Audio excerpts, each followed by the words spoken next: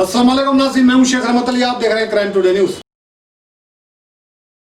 नाजरीन, CPI party की जानिब से आज किला गोलकुंडे के मुख्तलिफ इलाकों का जायजा लिया। वाज़ेह रहे कि बारिश की वजह से जो आवाम का नुकसान हुआ है उसी को नजर में रखते हुए सीपीआई पार्टी के साबिक़ एमपी अजीज पाशा, सी वेंकट, ईटी नरसिम्हा, मन्नान नायक के अलावा शेख शमशुद्दीन अहमद के साथ यहाँ पर जायजा लिया और जिस तरह से तालाबों में प्लॉटिंग की गई, लाखों रुपए हुकूमत कमाई और यहाँ के कुछ लोगों की जानिब से भी प्लॉटिंग करके कमाया गया और लोगों को बेचा गया। अब जो तबाही हुई है, अब इसके जिम्मेदार कौन है, ये एक बहुत बड़ा सवाल है। इसी को नजर में रखते हुए आज सीपीआई पार्टी इस इलाके का जायजा लिया और मीडिया से बात करते हुए कहा कि यहाँ पर तालाबों को कब्जा करना बंद करें और जो लोग तालाबों में जमीन खरीदे हैं उनको फौरन रुपये वापस करें और वहाँ से उनको खाली करके अच्छी महफूज जगह, अच्छी जगह उनको मकानात दिलाएं और ये तालाब ही रहे, क्योंकि आने वाला वक्त और भयानक हो सकता है। अगर ऐसा नहीं होगा तो आने वाले टाइम पे सीपीआई पार्टी की जानिब से बड़े पैमाने पर एहतजाज होगा। देखना है कि हुकूमत और मुकामी जिम्मेदारों की जानिब से क्या कार्रवाई की जाती है। शेख शफी के साथ में शेख रहमत Ali, crime today news, Hyderabad.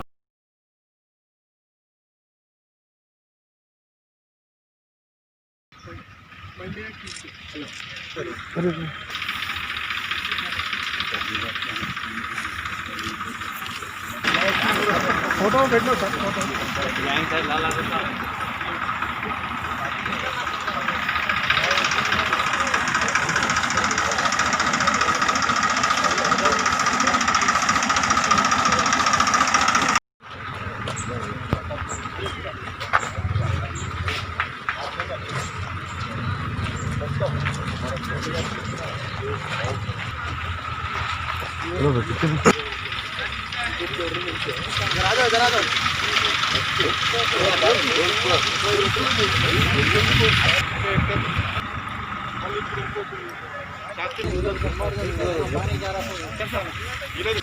यहाँ पर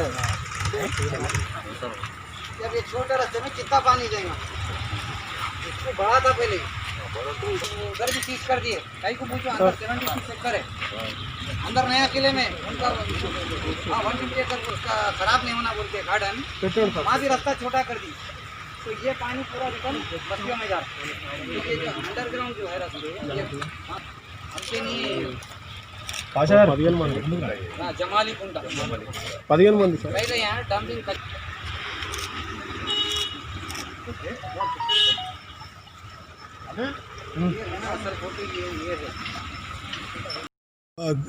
हम जो है ना कम्युनिस्ट पार्टी ऑफ इंडिया की तरफ से मुख्तलिफ मकामात का दौरा कर रहे हैं।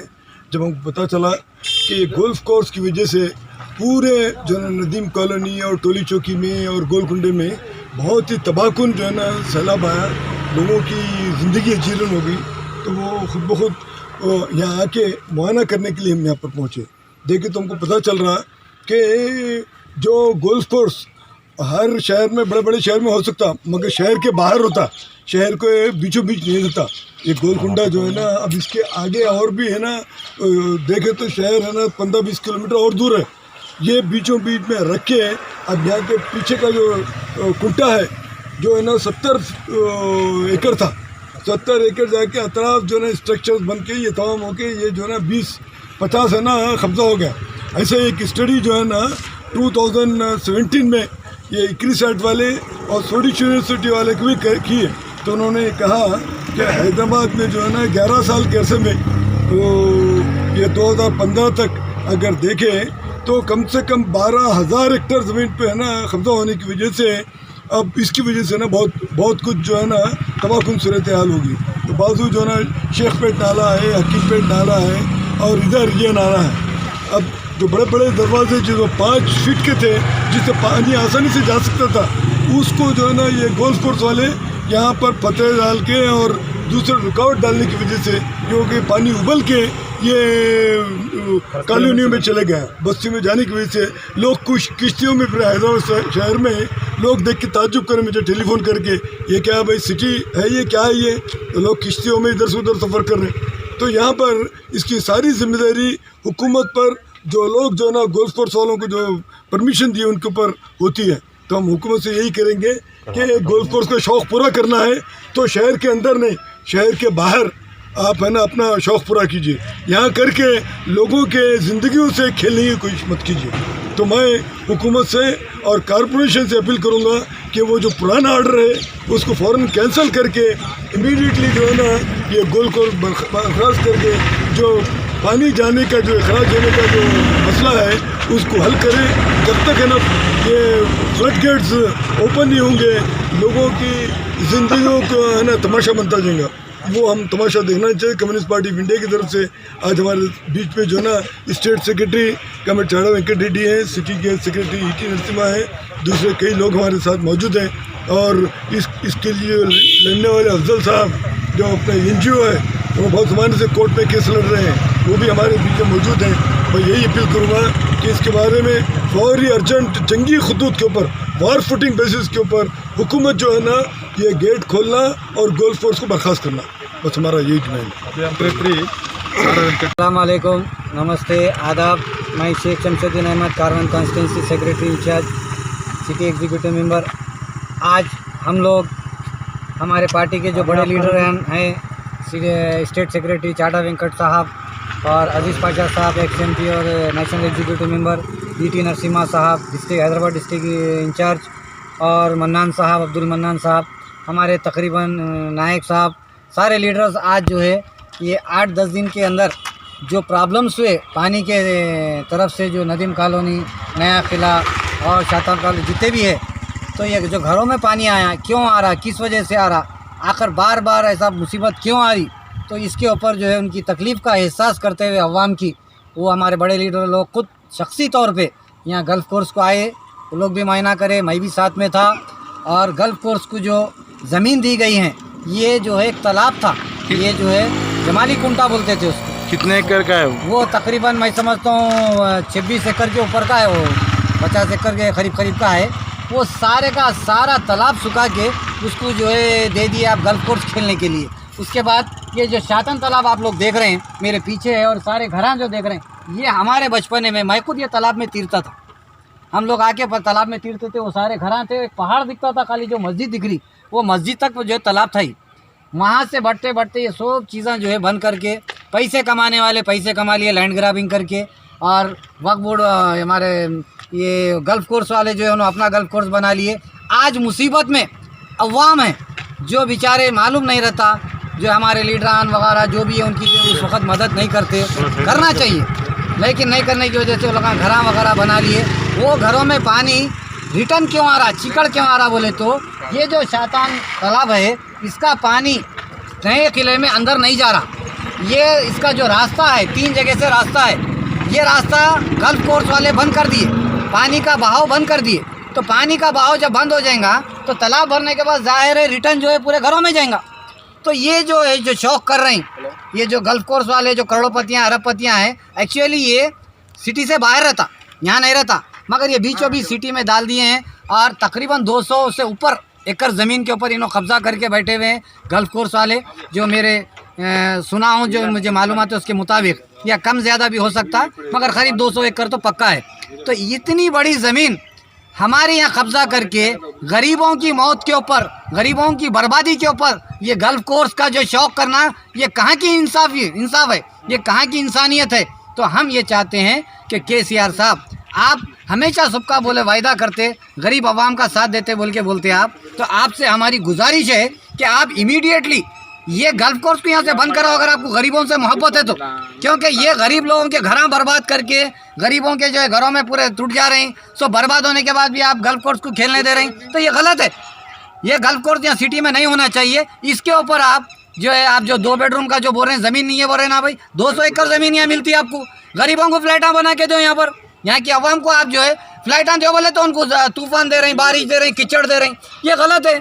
आप हुकूमत है, आप बहुत कुछ कर सकते। आपसे कम्युनिस्ट पार्टी की तरफ से और मेरी तरफ से, मैं यहाँ कारवन कॉन्स्टिट्यूंसी का इंचार्ज हूँ, उसके लिए आपसे रिक्वेस्ट कर रहे हैं हम हुकूमत से कि इमीडिएटली ये गल्फ़ कोर्स को यहाँ से ख़त्म कर देना, और उससे पहले ये जो पानी बहाव जो रास्ता है ये इमीडिएट ओपन हो जाना।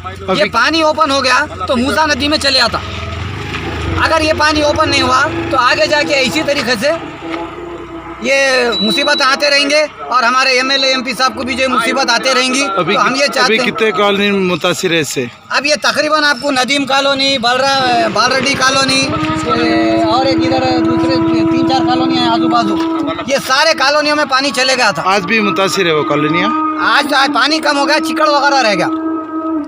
जरा 1 मिनट रुक जाओ साहब। असदुद्दीन अवैसी साहब, एमएलए कौसर साहब और यहाँ के जो नुमाइंदे हैं गवर्नमेंट के, जितने भी जो मिनिस्टर्स है, सीएम साहब से और जीएचएमसी के जो मिनिस्टर केटीआर साहब है, उन सब से मेरी अपील है कि आप यहाँ से ये तालाब के अंदर जो घर बने उससे पैसा कमाए, लाइट का बिल कमाए, नल का बिल कमाए, रोडा डाले, जीएचएमसी का पैसा कमाए, हाउस टैक्स से पैसा कमाए, हर जगह से पब्लिक को लूटे। तो इस वजह से जो पब्लिक का खसारा हो रहा, जो पानी जाने के रास्ते पे जो घर टूटे, उनके पूरे के पूरे पैसे देना और उनको उनके नई जगह पे घर बना के दे देना और पानी जाने का रास्ता ओपन कर देना। क्योंकि आप ये पूरा तो नहीं हटा सकते, हमको भी मालूम है। तो लिहाजा ये एक ही तालाब बोल के नहीं है, हैदराबाद के अंदर उस्मान नगर, शाहीन नगर और जलपल्ली, ये जितने तालाब हैं हैदराबाद के अंदर, ये केसीआर गवर्नमेंट साहब की जिम्मेदारी है कि आप पैसा खाए इन लोगों से, पब्लिक से। आप ज़मीन का टैक्स लिए, घरों का टैक्स लिए, नलों का लिए, लाइट का लिए, सब चीज़ का टैक्स लिए आप। तो आपकी जिम्मेदारी है कि जो लोग तालाबों में घर बना रहे हैं उनको रोकना, इमीडिएट रोकना। नहीं रोक सके तो जो रास्ते में घर आ गए उनके घर खरीद लो, उनके पैसे उनको दो और आप जो है वहाँ रास्ता ओपन कर देना पूरे तालाबों का।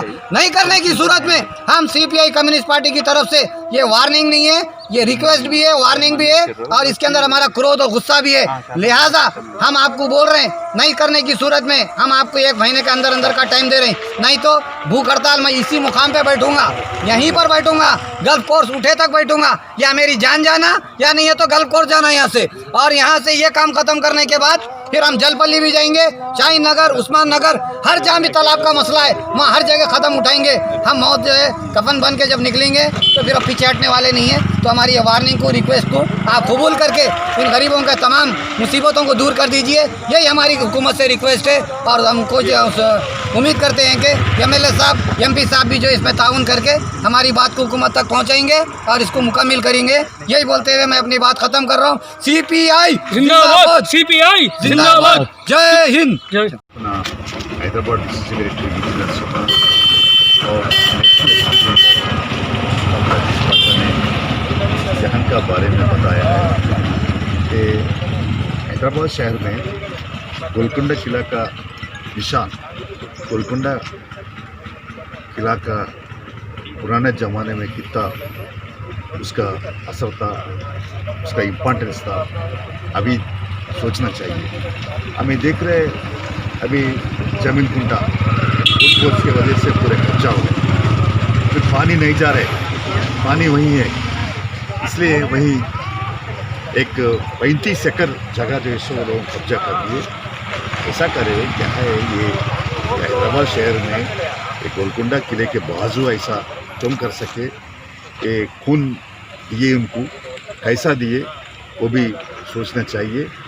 ये भी उसके बारे में वो पानी नहीं जा रहा, तो ये जमीन कुंटा में थोड़ा ऐसा जमा हो गया और वो नहीं कर सकते। यहाँ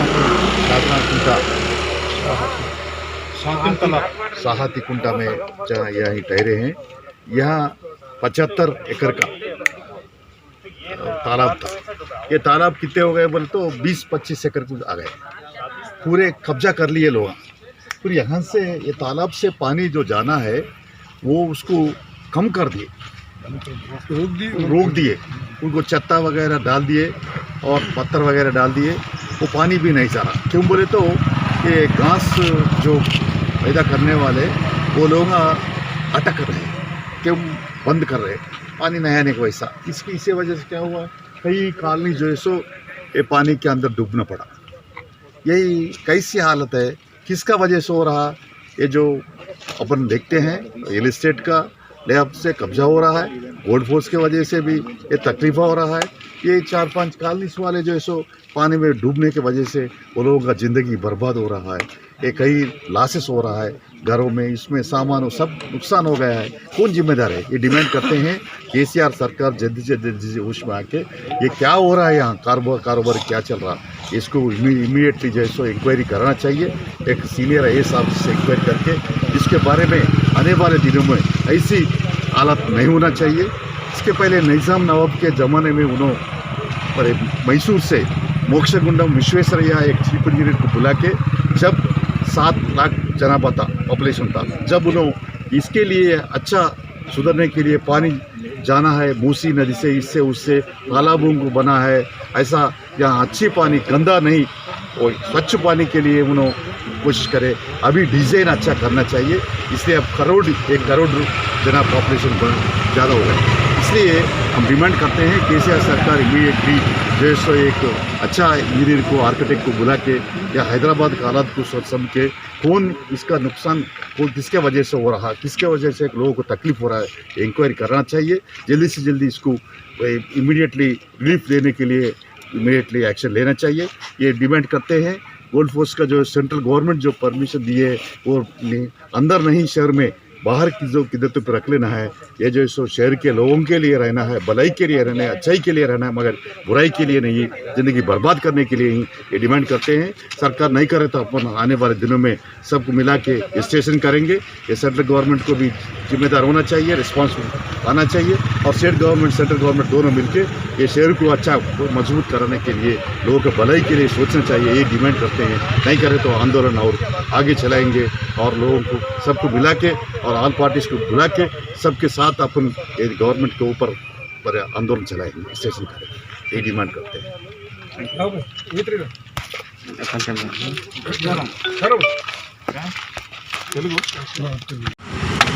ये एशियन प्लेसेस है पूरा, गोलकोंडा किले बोलो तो सारे वर्ल्ड मानते हैं इसको। इसमें 2 तालाब मेन था, जमाली सातम तालाब, मगर ये 20-25 साल से ऐसे कब्जा हो गए। देखे तो 70% ज़मीन कब्जा कर लिए गवर्नमेंट खुद गोल्फ क्लब वाले को दिया सरकार दिख रहा है। इसके वजह से ये नदीम कॉलोनी, विरासत कॉलोनी, बालरेड्डी कॉलोनी पूरा यहाँ देखने के बाद मालूम हुआ इसके घास के पास भी पानी नहीं जाना बोल के इन लोग पूरे ब्लॉक करने से खत्म हुआ। इसीलिए हम CPI पार्टी के जानिब से इसके लिए देखने के बाद इसका स्ट्रगल करना, ऐसा करना बोल के हमारे स्टेट लीडर्स, हमारा चाड़ा वेंकट रेड्डी साहब स्टेट सेक्रेटरी साहब आए सो है, हमारा national executive member comrade Rajesh Pasha साहब आए। अब इसके बाद में अब हमारा national executive member comrade Rajesh Pasha साहब बात करेंगे।